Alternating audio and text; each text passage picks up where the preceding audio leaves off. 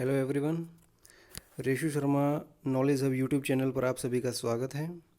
इस वीडियो में जो आज हम स्टडी करने जा रहे हैं, इसमें हम स्टडी करेंगे रेफ्रिजरेंट के बारे में। रेफ्रिजरेंट वो फ्लूइड है, वो लिक्विड है, वो हम जो कि हमारा जो वीसीआरएस साइकिल है उसके अंदर, पूरी साइकिल के अंदर फ्लो करता है। तो रेफ्रिजरेंट क्या है? It is the working fluid which is used to extract the heat from the storage space. It is that working fluid which is used to extract the heat from the storage space. जो हमारा storage space है वहाँ से heat को extract करने के लिए use किया जाता है। The most widely used refrigerant till recently were A group of halogenated hydrocarbons marked under the various proprietary names of freon, genetron, arcton, isotron, and fission, etc. These are either methane based or ethane based, where the hydrogen atoms are replaced by chlorine or fluorine atoms. देखिए, जो आपके generally refrigerant का जो nomenclature होता है, ये जो आपके रेफ्रिजरेंट्स होते हैं वो मीथेन बेस हो सकते हैं, वो इथेन बेस हो सकते हैं, वो सेचूरेटेड हो सकते हैं, वो अनसेचूरेटेड हो सकते हैं। और जनरली जो एक कार्बन है, आपको पता है कि एक कार्बन है वो हमारे 4 बॉन्ड क्रिएट करता है। तो उसमें से क्या है कि जो भी आपके हाइड्रोजन प्रेजेंट हैं उन हाइड्रोजन को रिमूव कर देते हैं, रिप्लेस कर देते हैं बाय क्लोरीन और फ्लोरीन एटम्स के द्वारा, तब ये हमारे रेफ्रिजरेंट बन जाते हैं। तो जनरली हम इस जो वीडियो में देखेंगे वो हम रेफ्रिजरेंट के स्टडी का डेफिनेशन देख चुके हैं। अब हम इसका देखेंगे नोमेनक्लेचर और इसका क्लासिफिकेशन। नोमेनक्लेचर देखेंगे और देन हम इसके देखेंगे what are the desirable properties for the refrigerant. Refrigerant की डिज़ायरेबल प्रॉपर्टीज़ क्या हैं नाउ। तो जो फर्स्ट हम स्टडी करने जा रहे हैं वो है हमारा methane based compounds. Methane based compounds, तो देखिए इनको हम सेचुरेटेड हाइड्रोकार्बन की कैटेगरी में डालते हैं। अब देखना है इनका नोमेनक्लेचर, इनको कैसे डिनोट किया जाता है। काफ़ी आसान है, ज़्यादा कोई इतना कुछ डिफिकल्ट नहीं है इसके अंदर। It is denoted by A number of 2 digits. इसमें क्या है, 2 डिजिट के द्वारा इसको डिनोट किया जाता है। और नेक्स्ट क्या है कि first digit -1 is equal to number of hydrogen atoms. तो आप पूछोगे उसके अंदर हाइड्रोजन एटम कितने होंगे, तो जो उसकी फर्स्ट डिजिट है उसमें से अगर आप -1 कर दें, उसमें से एक को सब्ट्रैक्ट कर दें, वो जितना भी बचे, जो भी क्वांटिटी बचेगी वो होगा आपके number of hydrogen atoms. Next is second digit represents number of fluorine atoms. जो भी आपकी सेकेंड डिजिट लिखी होगी वो क्या शो करेगी, number of fluorine atoms. And while the other atoms are chlorine. देखिए ये आपका कार्बन है, इसने 4 बॉन्ड क्रिएट करने हैं। अब आपको ये पता लग जाएगा कि इस हाइड्रोजन एटम कितने हैं आपके पास, आपको पता लग जाएगा कि फ्लोरीन एटम कितने हैं। अब जितने भी ये दोनों का सम हो जाएगा उसको अगर आप 4 में से सब्ट्रैक्ट कर देंगे तो जो बाकी जो अदर एटम्स बचेंगे वो क्या बचेंगे आपके, क्लोरीन। वो क्या बचेंगे, क्लोरीन। तो देखिए एग्जाम्पल के तौर पे अगर हम बात करें तो एग्जाम्पल के लिए हमारा इसका एग्जाम्पल है R12। मान लो एक एग्जाम्पल लेके चलता हूँ R12। तो देखिए इसके अंदर मैं बात करता हूँ कि नंबर ऑफ हाइड्रोजन एटम्स कितने हैं। तो बोला कि जो आपकी फर्स्ट डिजिट -1, फर्स्ट डिजिट कितनी है आपकी 1 -1 is equal to 0, means hydrogen कितने हैं इसके अंदर, 0 हैं। और इसके जो सेकंड डिजिट वो क्या शो करेगी, second digit will show the number of fluorine atoms. तो नंबर ऑफ फ्लोरीन एटम कितने हैं, 2। फ्लोरीन एटम कितने हैं, 2। नाउ अब देखिए कार्बन के 4 बॉन्ड हैं, अब हाइड्रोजन 0 है, फ्लोरीन 2 है, तो 4 - 2 इज इक्वल टू 2। तो आपके क्लोरीन एटम कितने आ जाएंगे, 2। तो अब देखिए अगर आप इसका फॉर्मूला लिखने की कोशिश करें, यहाँ से अगर आप इसका फॉर्मूला लिखें केमिकली IUPAC नेम की अगर मैं बात करूँ, IUPAC से उससे पहले जो उसका फॉर्मूला जिसकी जो यहाँ पे लिखा हुआ है CCl2F2, ये कैसे लिखा गया। देखिए कार्बन है, ये आपका कार्बन है, इसके अंदर 0 हाइड्रोजन है, 2 फ्लोरीन है।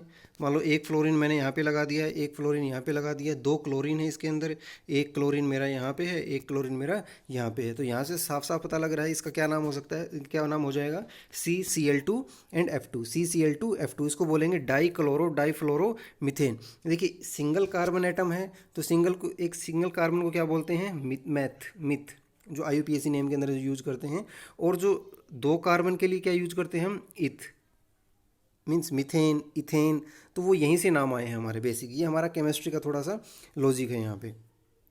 नेक्स्ट एक तो ये मैंने एक जनरलाइज आपको आइडिया बता दिया कि आप ये जो आपका सेचुरेटेड हाइड्रोकार्बन और मीथेन बेस्ड हाइड्रोकार्बन है, मीथेन बेस्ड कंपाउंड्स हैं, इसके अंदर क्या है डिनोटेड बाई 2 डिजिट्स। एक मेथड इसका ये भी हो सकता है, कैसे हम कैसे रिप्रेजेंट करते हैं कि मान लो आर दिस, आपको ये याद रखना है are m-1 n+1 and p, m-1 n+1 and p and n plus p plus q, n plus p plus q is equal to 2m plus 2 आपको यहाँ से m n p q की value find out करनी है और उसको put किस में करना है, इसमें ऑर्डर क्या है carbon hydrogen fluorine chlorine and m n p q, carbon hydrogen fluorine chlorine, carbon hydrogen fluorine chlorine, और नीचे क्या लिखना है कंटिन्यूस में MnP_Q। तो देखिए मान लो एग्जाम्पल के लिए लेके चलते हैं, जो हमने R11 लेके चलते हैं, मैं यहाँ पे R11 की अगर मैं बात करूँ तो देखिए बेसिकली तो 2 डिजिट हैं, बस इसके लिए आपको मैं क्या करता हूँ, क्योंकि इसने क्या है 3 डिजिट शो कर रखी हैं, तो अगर मैं यहाँ पे 0 लगा दूँ तो कोई फ़र्क पड़ना नहीं है कि R011 तो देखिए R011 है, तो मैं यहाँ पे जो कंपेयर करूँगा m-1 को 0 से, m-1 इज इक्वल टू 0, तो यहाँ से m की वैल्यू मिलेगी मेरे को 1। और अगर मैं बात करता हूँ second digit n+1 is equal to 1, तो यहाँ से अगर मैं सोल्व करूँगा तो n की वैल्यू क्या आ जाएगी 0। और थर्ड डिजिट क्या है, दिस इज़ p, तो यहाँ पे क्या आएगा थर्ड पे p। तो अब मैं कंपेयर करूँगा, इस फॉर्मूले के अंदर वैल्यू पुट करता हूँ, यहाँ पे इसके अंदर पुट की, तो n की वैल्यू कितनी है 0, p की वैल्यू कितनी है 1, q की वैल्यू आपको फाइंड आउट करनी है, m की वैल्यू कितनी आई है 1, तो 2 × 1 + 2, यहाँ से q की वैल्यू क्या आ जाएगी 3। फिर आपने वही लिख दिया carbon hydrogen fluorine chlorine, carbon hydrogen fluorine chlorine. तो यहाँ पे क्या है कि जो आपकी m-1 m की वैल्यू आएगी, m की वैल्यू कितनी आई है 1, जो n की वैल्यू आई है वो 0, तो यहाँ पे h के नीचे 0 लगा दिया मैंने। f की वैल्यू कितनी आई है p की वैल्यू कितनी है 1 पुट कर दिया, और जो q की वैल्यू कितनी आई है वो कितनी आई है 3। तो इसका फॉर्मूला हो जाएगा CFCl3। देखिए ये तो इस टेक्निक से आपने स्टडी कर लिया, तो इसको वेरीफाई करने के लिए क्या हमने ठीक किया है, इसको वेरीफाई करने के लिए मैं 2 डिजिट वाला जो मेरा मेथड है मीथेन बेस्ड कंपाउंड्स के लिए वो मैं यूज़ करूं। तो देखिए जो इसमें क्या करता है कि जो नंबर ऑफ हाइड्रोजन एटम्स की कैसे पता लगते हैं मेरे को, नंबर ऑफ हाइड्रोजन एटम्स का जो मेरे को पता चलता है वो क्या चलता है कि जो आपकी फर्स्ट डिजिट है -1, फर्स्ट डिजिट कितनी है 1, 1 - 1 इज इक्वल टू 0। सेकेंड की जो डिजिट वो क्या शो करती है सेकेंड डिजिट शो करती है फ्लोरीन, तो वो 1 हो जाएगा। अब देखना है आपने कि कार्बन है उसने 4 बॉन्ड क्रिएट करने हैं, कार्बन ने 4 बॉन्ड क्रिएट करने हैं, एक फ्लोरीन से भर चुका है, तो 3 जो बचे हैं वो उसमें क्या आ जाएगा क्लोरीन, तो इसका फॉर्मूला क्या हो जाएगा CFCl3। इस तरीके से हमें पता चला कि ये क्या है हमारा, दोनों ही मेथड हमारे क्या हैं ठीक हैं। तो ये भी वेरीफाई कर चुका हूँ मैं, और आपको ये भी याद रखना है और आपको ये भी याद रखना है। कई बार क्या होता है कि जैसे अभी जो आगे हम बात करेंगे इस फॉर्मूले के लिए, बेसिकली जैसे कि हमें जब मैं इथेन बेस्ड कंपाउंड की बात करता हूं तो वो ट्रिपल डिजिट आ जाते हैं। इथेन बेस्ड कंपाउंड की मैं बात कर रहा हूं, ये भी हमारे सैचुरेटेड हाइड्रोकार्बन है। इथेन बेस्ड जो कंपाउंड है हमारे, ये हमारे क्या होते हैं, तीन डिजिट के होते हैं। These are of our 3 digits. जैसे कि 3 डिजिट के हैं तो मेरा ऊपर वाला फॉर्मूला सेम वैसे ही हो जाएगा। जो मेरे मीथेन बेस्ड है वो 2 डिजिट हैं, तो मैंने उसको स्टार्टिंग में 0 लगा के वो वाला फॉर्मूला मैंने वहाँ पे अप्लीकेबल कर दिया। तो देखिए डायरेक्टली यहाँ से जो फर्स्ट मेथड हमने मीथेन बेस्ड कंपाउंड में किया था वो भी देखते हैं हम। यहाँ से देखिए कि denoted by number of 3 digits. Okay, first digit is always 1। इसमें क्या है कि जो आपकी फर्स्ट डिजिट रहेगी वो क्या रहेगी, हमेशा 1 रहेगी। नाउ अब नंबर ऑफ हाइड्रोजन आइटम्स कैसे पता चलेंगे, वहाँ पे तो क्या था फर्स्ट डिजिट -1, यहाँ पे हम क्या करेंगे सेकंड डिजिट -1 आपका नंबर ऑफ हाइड्रोजन आइटम्स दे देगा। जो आपकी थर्ड डिजिट है वो क्या शो करेगी, number of fluorine atoms and all other atoms in hydrocarbon being chlorine, और ऑल अदर एटम्स में कितने हो जाएंगे, क्लोरीन जो होंगे वो क्लोरीन हो जाएंगे। देखिए अब थोड़ा सा आपको समझने वाली बात है, इथेन बेस्ड कंपाउंड है ये, है क्या हमारा इथेन बेस्ड कंपाउंड है। अगर ये इथेन बेस्ड कंपाउंड है हमारा, तो इथेन के अंदर होते हैं 2 कार्बन हमारे पास। इथेन के अंदर है मेरे पास 2 कार्बन, एक तो कार्बन ने बॉन्ड बना लिया। अब हर एक कार्बन 4 बॉन्ड बनाता है, तो 1 2 3 1 2 3, तो टोटल जो हमारे एटम जो इसका कम्बिनेशन में बचेंगे वो कितने 6। तो means number of hydrogen plus number of fluorine का जो सबमिशन है उसको हम 6 में से सब्ट्रैक्ट कर देंगे। मीन्स आपने देख लिया कि हाइड्रोजन के कितने एटम हैं, फ्लोरीन के कितने एटम हैं, उनको मैंने 6 में से सब्ट्रैक्ट कर दिया। मान लो 6 में से 3 इनके एटम आ चुके हैं दोनों के, तो कितने बचेंगे 3। तो आपके क्लोरीन के कितने बचेंगे 3। तो आपको ये सारी चीज़ें याद रखनी है कि हम इनको किस टाइप से सोल्व करेंगे, इसको हम किस टाइप से सोल्व करेंगे। तो देखिए इसके जो एग्जांपल क्या हो सकते हैं, एग्जांपल के तौर पे R110, R113, R114 to. Means जो ये हैं सारे आपके क्या है, ये हैं रेफ्रिजरेंट है। इसको मैं एग्जांपल के लिए मैं देख सकता हूँ R110 को नंबर ऑफ हाइड्रोजन आइटम्स कितने होंगे, फर्स्ट एलिमेंट क्या है तो फर्स्ट डिजिट तो 1 होनी है। तो अगर मैं बात करूं कि सेकंड क्या हो जाएगी, सेकंड के number of hydrogen atoms 1 - 1 is equal to 0। Fluorine third digit होती है 0, तो क्लोरीन कितने बचेंगे 6। क्लोरीन कितने बचेंगे 6, क्योंकि हाइड्रोजन भी 0 है फ्लोरीन भी 0 है, तो इसका फॉर्मूला क्या हो जाएगा C2Cl6। C2Cl6। तो इस तरीके से हमने इन सभी को हम सोल्व कर सकते हैं इजीली। एक देखिए थर्ड टाइप आती है हमारी inorganic compounds as refrigerant. Inorganic compounds as refrigerant, तो देखिए ये क्या होता है, इनका जो सिंबल होता है हमारा वो क्या है R700 plus molecular weight. Inorganic compounds के अंदर क्या होता है 700 प्लस उसका मोलिकुलर वेट। देखिए फॉर वाटर के लिए H2O का जो अगर मैं निकालूं इसका फॉर्मूला क्या आ जाएगा 718। देखिए हाइड्रोजन है 1 × 2 प्लस ऑक्सीजन के लिए 16, तो इसका समेशन कितना आ जाएगा 18।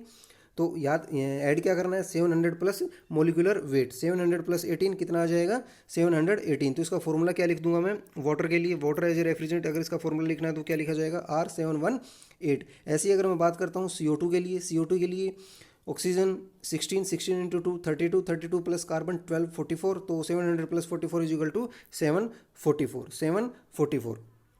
ये हमारे हैं इनऑर्गेनिक कंपाउंड्स। नेक्स्ट देखिए एक हमारा क्लासिफिकेशन आता है इसका, एक नोमेनक्लेचर अगर करना है मेरे को, अनसैचुरेटेड हाइड्रोकार्बन। क्या है अनसैचुरेटेड हाइड्रोकार्बन। तो इसमें देखिए जनरली क्या हो जाएगा, आप अनसैचुरेटेड हाइड्रोकार्बन की बात करेंगे तो यहाँ पे आपके पास 4 डिजिट होंगी। क्या होंगी 4 डिजिट। फर्स्ट डिजिट वही है 1 फिक्स होगा, सेकेंड डिजिट M-1 करना है, थर्ड डिजिट N+1 करना है, और फोर्थ डिजिट आपकी क्या है P। और जो ये है अब यहाँ पे इसके अंदर एक नेक्स्ट जो टर्म आपको याद रखनी है वो क्या है N+P+Q is equal to 2M। N+P+Q is equal to 2M। जो सैचुरेटेड के केस में हम क्या करते थे N+P+Q is equal to 2M+2। तो यहाँ पे सिर्फ लास्ट में क्या करना है राइट हैंड साइड पे हमने 2M करना है, और जो सेम फॉर्मूला वही है कार्ब CmHnFpCl लाइक R1150 को। अगर इसको सोल्व करना है तो मैं कंपेयर करूँगा, फर्स्ट वन तो आपका सेम रहना है, फर्स्ट डिजिट तो फर्स्ट सिंगल 1 रहेगी, सेकंड में क्या है M-1 इज इक्वल टू 1, तो यहाँ से M की वैल्यू आएगी 2, N+1 is equal to 5, N+1 is equal to 5, N की वैल्यू आ जाएगी 4 और P की वैल्यू क्या आ जाएगी 0। सिमिलर मैं यहाँ पे पुट करूँगा N+P+Q इज इक्वल टू 2 × 2, तो Q की वैल्यू क्या आ जाएगी 0। आपको M N P Q सभी की वैल्यू पता लग चुकी है, तो क्या मैं यहाँ पे डायरेक्टली पुट कर दूंगा। तो यहाँ पे अगर मैं पुट करूँगा M की वैल्यू 2 है तो C2H4F0Cl0, मीन्स यहाँ से इसका जो फॉर्मूला बन जाएगा वो क्या बन जाएगा C2H4। ये था हमारा रेफ्रिजरेंट का पूरा क्लासिफिकेशन। अब देखिए हम जो स्टडी करने वाले हैं ये काफ़ी इंपॉर्टेंट हो जाता है, काफ़ी अच्छा पॉइंट है कि डिज़ायरेबल कॉमन प्रॉपर्टीज़ क्या हैं, कौन सी प्रॉपर्टीज़ हमारे रेफ्रिजरेंट के लिए डिज़ायरेबल हैं। तो देखिए आपको केयरफुली इनको याद रखना है, these points you should have to remember. देखिए they should not deplete the ozone layer present in stratosphere which prevents from harmful UV radiations. देखिए इस जो ये हैं हमारे जो रेफ्रिजरेंट होते हैं यार, ये बेसिकली जो ओजोन लेयर है उसको हमारे डिप्लीट करते हैं। इसके अंदर जो क्लोरीन एलिमेंट प्रेजेंट है, हमारा क्लोरीन का जो एलिमेंट प्रेजेंट है वो क्या करता है हमारी ओजोन लेयर को डिप्लीट करता है। आपको ये भी याद रखना है कि ओजोन लेयर कहाँ पे प्रेजेंट है, वो प्रेजेंट है हमारे स्ट्रेटोस्फियर में। वो कहाँ प्रेजेंट है स्ट्रेटोस्फियर में, जो कि क्या करता है कि जो भी हमारा जो रेफ्रिजरेंट है वो इस ओजोन लेयर को डिप्लीट ना करे। अगर वो ओजोन लेयर को डिप्लीट करेगा तो ओजोन लेयर हमें करती क्या है कि जो सन से हमारी अल्ट्रावायलेट रेज आती हैं, हार्मफुल UV रेज हैं, उनको कंट्रोल करती है। अगर हमारी ओजोन लेयर को ही डैमेज कर देगा तो UV रेज नीचे आएंगी और वो काफ़ी खतरनाक साबित होती हैं। मीन्स मोस्टली क्या है कि स्किन डिजीज़ के लिए जो रिस्पॉन्सिबल होती हैं वो हमारी ये UV रेज होती हैं। तो याद रखना है कि जो भी हमारा रेफ्रिजरेंट है वो ओजोन लेयर को डिप्लीट ना करता हो। मीन्स उसी के लिए क्या है नेक्स्ट पॉइंट क्या है, it should have minimum ozone depleting potential. It should have minimum ozone depleting potential, ODP बोलते हैं, minimum ozone depleting potential should be non toxic होना चाहिए, नॉन कोरोजिव होना चाहिए, नॉन फ्लेमेबल हो एंड केमिकली स्टेबल हो। याद रखना है नॉन टॉक्सिक हो, नॉन कोरोसिव हो, नॉन फ्लेमेबल हो एंड केमिकली स्टेबल होना चाहिए। नेक्स्ट क्या है, it should have a large enthalpy of vaporisation to minimize the mass flow. जो इंथैल्पी ऑफ वेपोराइजेशन है वो क्या होनी चाहिए, इसकी ज़्यादा होनी चाहिए। Large enthalpy of vaporization means, अगर देखिए, अगर मैं रेफ्रिजरेशन कैपेसिटी की बात करता हूँ यहाँ पे, देखिए इस पॉइंट को एक्सप्लेन करने के लिए अगर मैं बात करता हूँ किसकी, हमारी रेफ्रिजरेशन कैपेसिटी की, रेफ्रिजरेशन कैपेसिटी इसकी बात की थी, वो मैंने क्या लिखा था, mass flow rate into refrigeration effect, this refrigeration effect your enthalpy of vaporisation. अगर ये ज़्यादा होगी इसके लिए, means for a given value of RC, अगर आपकी रेफ्रिजरेशन इंथैल्पी ऑफ वेपोराइजेशन की वैल्यू ज़्यादा होगी तो आपका मास फ्लो रेट ऑटोमेटिकली कम हो जाएगा, आपका मास फ्लो रेट ऑटोमेटिकली कम हो जाएगा, तो इसकी इंथैल्पी ऑफ वेपोराइजेशन भी ज़्यादा होनी चाहिए। Next is it should be available at low cost, ये क्या है, लो कॉस्ट के ऊपर अवेलेबल हो। इसका जो क्रिटिकल टेम्परेचर है वो कैसा होना चाहिए, हाई होना चाहिए, its critical temperature should be high. Next is specific heat of vapour should be high and specific heat of liquid should be low. देखना है कि अगर कोई रेफ्रिजरेंट की जो वेपर है उसका, इसकी जो स्पेसिफिक हीट है वेपर के अंदर वो हाई होनी चाहिए और जो लिक्विड है उसकी लो होनी चाहिए। Next is thermal conductivity should be high, thermal conductivity कैसी हो, thermal conductivity should be high. Next is lower compression ratio is desirable, lower compression ratio is desirable. देखिए अगर कंप्रेशन रेशियो ज़्यादा होगा तो इसकी जो वॉल्यूमेट्रिक एफिशिएंसी है आपकी कंप्रेशर की, वो क्या कर देगा, ये उसको लोअर कर देता है। तो इसलिए इसकी अगर कंप्रेशन रेशियो ज़्यादा है तो उसकी वॉल्यूमेट्रिक एफिशिएंसी कम हो जाती है। वो कहाँ से पता लगेगी, अगर आप इसको कैलकुलेट करना चाहते हैं तो वॉल्यूमेट्रिक एफिशिएंसी का फॉर्मूला आपको, आप सभी को पता है कि 1 + C - C × P higher by P lower की पावर 1/n। आप P higher by P lower को मीन्स, अगर आप P2/P1 को अगर आप कंपेयर करना चाहें तो आप वहाँ से P2/P1 = T2/T1 की पावर गामा-1 upon gamma = V1/V2 raise to power गामा-1। तो वहाँ से आप क्या है, V1/V2 आपका कंप्रेशन रेशियो है, वहाँ से आप रिप्लेस कर सकते हो। तो वहाँ से आपको पता लग जाएगा कि अगर आपका कंप्रेशन रेशियो ज़्यादा होगा तो वो वैल्यू क्या आ जाएगी, वो नेगेटिव क्वांटिटी ज़्यादा हो जाएगी, और नेगेटिव क्वांटिटी ज़्यादा हो जाएगी तो आपकी जो वॉल्यूमेट्रिक एफिशिएंसी है वो ऑटोमेटिकली कम हो जाएगी। इसलिए आपकी कंप्रेशन रेशियो क्या होनी चाहिए, कम होनी चाहिए। Next is freezing point as low as possible, freezing point जितने से कम हो उतना ज़्यादा अच्छा है, मीन्स जितना नेगेटिव में हो उतना अच्छा है। अदरवाइज पता चले अगर मैं एज ए वाटर यूज़ करता हूँ, आपका रेफ्रिजरेंट -5 डिग्री सेल्सियस पे चला गया, मीन्स अगर वहाँ से वो करना है तो थोड़ी वो दिक्कत आ सकती है। इसलिए बोलते हैं कि फ्रीजिंग पॉइंट क्या है आपका, काफ़ी डाउन होना चाहिए। COP should be high, COP जो आपका कोफिशिएंट ऑफ परफॉर्मेंस है उस रेफ्रिजरेंट के लिए कैसा होना चाहिए, मीन्स COP क्या करता है, उसकी रनिंग लाइफ को शो करता है, उसकी कैपेसिटी को शो करता है, तो इट शुड बी हाई। इसकी विस्कोसिटी लो होनी चाहिए, विस्कोसिटी लो का मीन्स क्या है कि ये इजीली फ्लो कर सके। अगर विस्कोसिटी ज़्यादा होगी तो इसको फ्लो करने में दिक्कत आएगी, तो इसको विस्कोसिटी क्या होनी चाहिए, इसकी लो होनी चाहिए। और इसका जो लीक डिटेक्शन है वो कैसा हो, इसका leak detection should be easy, leak detection इसका कैसा होना चाहिए, इजीली होना चाहिए। तो ये कुछ पॉइंट्स थी, ये कुछ डिज़ायरेबल प्रॉपर्टीज़ थी हमारी किसकी, रेफ्रिजरेंट की, जो कि आपको याद रखनी है। ये कुछ 13 और 14 प्रॉपर्टीज़ हैं, 13 और 14 पॉइंट्स हैं। इसके इनको अगर आप याद रख लेते हैं तो आप काफ़ी ऑब्जेक्टिव क्वेश्चंस भी सोल्व कर सकते हैं। और अगर एग्जाम्स वगैरह, अगर कोई यूनिवर्सिटी एग्जाम्स वगैरह में भी क्वेश्चन आता है कि डिज़ायरेबल प्रॉपर्टीज़ से रिलेटेड, तो आप 5 मार्क्स टू 10 मार्क्स का अगर कोई भी क्वेश्चन आता है तो you can easily handle with these points.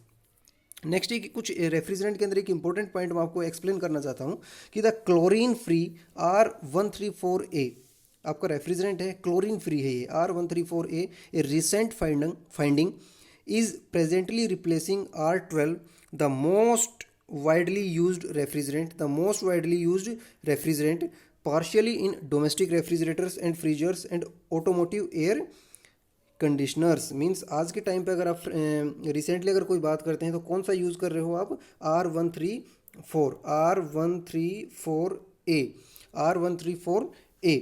तो जो जनरली अभी क्या है, ये क्या है, क्लोरीन फ्री है।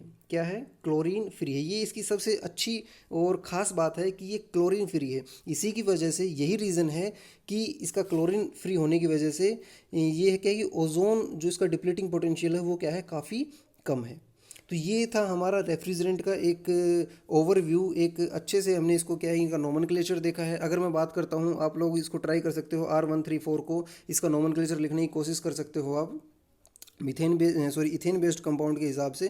तो फर्स्ट अब इसका नोमेनक्लेचर लिखने की ट्राई करें। इसमें आप जब इसका केमिकल फार्मूला IUPAC नेम लिखेंगे, इसका केमिकल फार्मूला लिखेंगे, तो आपको वहाँ से पता चलेगा कि क्लोरीन का कोई भी एलिमेंट उसके अंदर प्रेजेंट नहीं होगा। तो ये था हमारा रेफ्रिजरेंट का चैप्टर। आई होप आपको समझ आया होगा। अगर आपको ये वीडियो अच्छा लगा है तो प्लीज़ आप इस वीडियो को लाइक करें, शेयर करें, और अगर इस चैनल पर नए हैं तो प्लीज़ हमारे इस चैनल को सब्सक्राइब करें और साथ में उसके जो बेल आइकन है उसको प्रेस करना ना भूलें, ताकि जो भी लेटेस्ट वीडियोस हम अपलोड करें यहाँ पे वो तुरंत आपके पास नोटिफाई हो जाएं।